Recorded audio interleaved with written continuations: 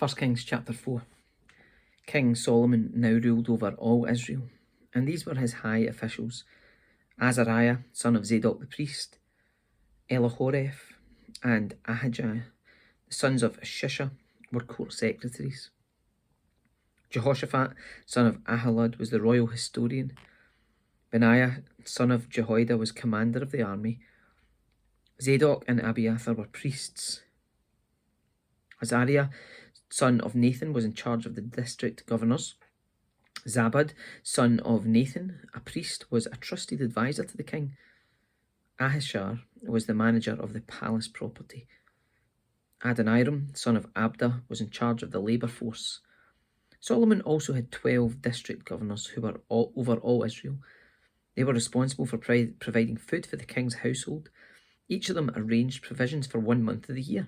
These are the names of the 12 governors: Ben-Hur in the hill country of Ephraim, Ben-Decker in Makaz, Shalbim, Beth-Shemesh, and Elon Bethanan, Ben-Hesed in Araboth, including Soko and all the land of Hepher, Ben-Abinadab in all of Naphoth Dor. He was married to Taphath, one of Solomon's daughters. Bana, son of Ahilud, in Tanakh and Megiddo, all of Bethshan near Zarathan, below Jezreel, and all the territory from Bethshan to Abel Meholah, and over to Jokmeam.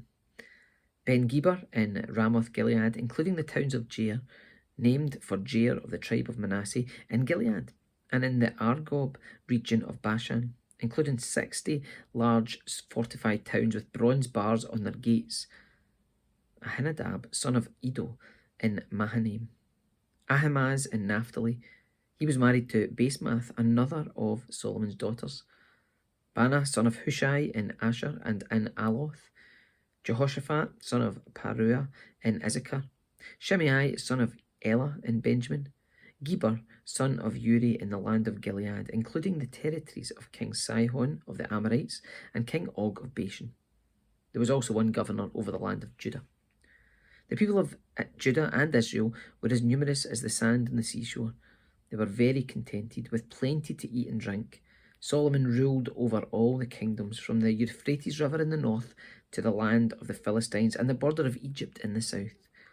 The conquered peoples of those lands sent tribute money to Solomon and continued to serve him throughout his lifetime. The daily food requirements for Solomon's palace were 150 bushels of choice flour and 300 bushels of meal. Also 10 oxen from the fattening pens, 20 pasture-fed cattle, 10 sheep or goats, as well as deer, gazelles, roe deer, and choice poultry. Solomon's dominion extended over all the kingdoms west of the Euphrates River, from Tifsa to Gaza, and there was peace on all his borders. During the lifetime of Solomon, all of Judah and Israel lived in peace and safety, and from Dan in the north to Beersheba in the south, each family had its own home and garden.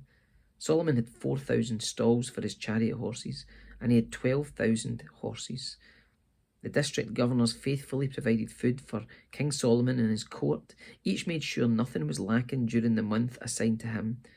They also brought the necessary barley and straw for the royal horses in the stables.